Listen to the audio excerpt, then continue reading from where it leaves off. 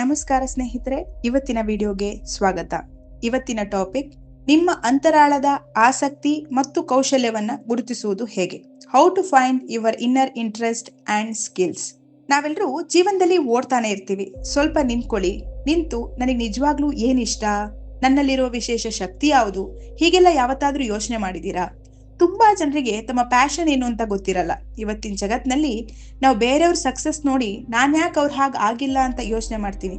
ಆದ್ರೆ ನಿಜ ಏನು ಅಂತಂದ್ರೆ ಪ್ರತಿಯೊಬ್ಬರಲ್ಲೂ ಒಂದೊಂದು ಸ್ಕಿಲ್ ಇರುತ್ತೆ, ಬಟ್ ಅದ್ ನಮ್ ಗಮನಕ್ಕೆ ಬಂದಿರಲ್ಲ ಅಷ್ಟೇ.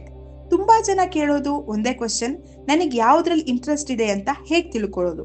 ಇವತ್ತಿನ ವಿಡಿಯೋದಲ್ಲಿ ನಿಮ್ಮ ಜೀವನವನ್ನೇ ಚೇಂಜ್ ಮಾಡೋ 5 ಮುಖ್ಯ ಹಂತಗಳನ್ನ ನಾನು ನಿಮ್ ಮುಂದೆ ಇಡ್ತೀನಿ. ಈ ವಿಡಿಯೋ ಮುಗಿಯೋ ಹೊತ್ತಿಗೆ ನಿಮ್ ಬಗ್ಗೆ ನಿಮಗೊಂದು ಹೊಸ ದೃಷ್ಟಿಕೋನ ಸಿಗತ್ತೆ ಅನ್ನೋ ಭರವಸೆ ನನ್ನಲ್ಲಿದೆ.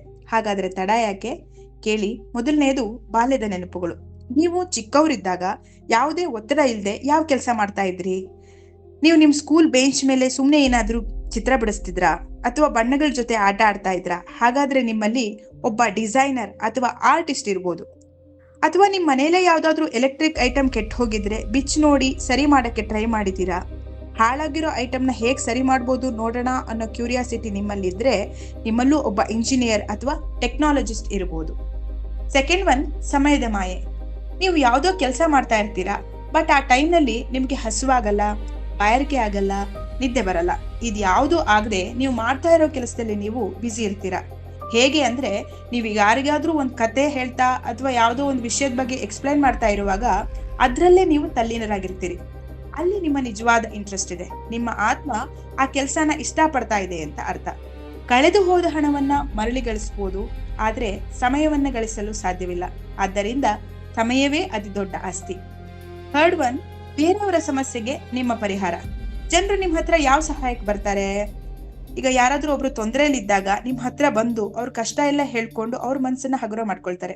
ನೀವು ಅದಕ್ಕೆ ಸ್ಪಂದಿಸ್ತೀರಾ ಅಂದ್ರೆ ನಿಮ್ಮಲ್ಲಿ ಸಂವಹನ ಕಲೆ ಅಥವಾ ಕಮ್ಯುನಿಕೇಶನ್ ಸ್ಕಿಲ್ ಚೆನ್ನಾಗಿದೆ ಅಂತ ಅರ್ಥ. ಸಮಸ್ಯೆಗಳನ್ನ ಎದುರಿಸುವುದು ಬುದ್ಧಿವಂತಿಕೆಯ ಲಕ್ಷಣ, ಓಡಿ ಹೋಗುವುದು ಬುದ್ಧಿವಂತಿಕೆಯಲ್ಲ. ಸಮಸ್ಯೆ ಬಂದಾಗ ಕಣ್ಮುಚ್ಚಿ ಕೂರೋ ಬದಲು ಅದನ್ನ ಒಮ್ಮೆ ನಿಭಾಯಿಸಿ ನೋಡೋಣ. ಫೋರ್ತ್ ಒನ್, ಹೊಸ ಪ್ರಯತ್ನದ ಭಯ. ಸುಮಾರು ಜನಕ್ಕೆ ಅವ್ರಿಗೆ ಯಾವ ವಿಷಯದಲ್ಲಿ ಇಂಟ್ರೆಸ್ಟ್ ಇದೆ ಅಂತ ಗೊತ್ತಿರತ್ತೆ, ಬಟ್ ಅದನ್ನ ಮಾಡಕ್ಕೆ ಭಯ ಪಡ್ತಾರೆ. ಯಾರೇನ್ ಅನ್ಕೋತಾರೋ ಏನೋ ಅಂತ. ನಿಜ ಹೇಳ್ಬೇಕು ಅಂತಂದ್ರೆ ತುಂಬಾ ಜನ ಲೈಫಲ್ಲಿ ಫೇಲ್ ಯಾಕೆ ಆಗ್ತಾರೆ ಗೊತ್ತಾ? ಅವ್ರು ಪ್ಲಾನ್ ಮಾಡ್ತಾರೆ, ಆದ್ರೆ ಸ್ಟಾರ್ಟ್ ಬೇಗ ಮಾಡೋದಿಲ್ಲ. ಅಕಸ್ಮಾತ್ ಸ್ಟಾರ್ಟ್ ಮಾಡಿದ್ರು ಕನ್ಸಿಸ್ಟೆನ್ಸಿ ಇರೋದಿಲ್ಲ. ಮೋಟಿವೇಶನ್ ಇರುತ್ತೆ, ಆದ್ರೆ ಒಂದೇ ದಿನ ಸ್ವಲ್ಪ ಸ್ಟ್ರಗಲ್ ಬಂತು ಅಂದ್ರೆ ಸಾಕು, ನನಗಾಗಲ್ಲ ಅಂತ ಕೈ ಚೆಲ್ಬಿಡ್ತಾರೆ. ಇವರಿಗೆ ರಿಸಲ್ಟ್ ಬೇಗ ಬೇಕಾಗಿರುತ್ತೆ, ಬಟ್ ಕಂಪ್ಯಾರಿಸನ್ ಬಿಟ್ಟು ವರ್ಕ್ ಮಾಡಿದ್ರೆ ಪಕ್ಕಾ ಸಕ್ಸಸ್ ಸಿಕ್ಕೇ ಸಿಗುತ್ತೆ. ನಿಮಗೆ ಅಡ್ಗೆ ಮಾಡಕ್ ಇಷ್ಟನಾ? ಆದ್ರೆ ನೀವು ಅದನ್ನ ಹವ್ಯಾಸ ಅಂತ ಮಾತ್ರ ಮಾಡ್ತೀರಾ, ಬಟ್ ಅದನ್ನೇ ಒಂದು ಪ್ರೊಫೆಷನಲ್ ಆಗಿ ಯಾಕೆ ಯೋಚನೆ ಮಾಡಬಾರ್ದು? ಫೈನಲ್ ಆಗಿ ಈಗ ನೀವು ಮಾಡಬೇಕಾಗಿರೋದು ಇಷ್ಟೇ. ಒಂದು ಪೇಪರ್ ಪೆನ್ ತಗೊಳ್ಳಿ. ನಾನು ಈಗ ಹೇಳೋ 3 ವಿಷಯನ ಅದರಲ್ಲಿ ಬರ್ಕೊಳ್ಳಿ. ಮೊದಲನೇದು, ನಾನು ಖುಷಿಯಿಂದ ಮಾಡುವ ಕೆಲಸ. ಎರಡನೇದು, ಜನರು ನನ್ನನ್ನ ಹೊಗಳುವ ವಿಷಯ.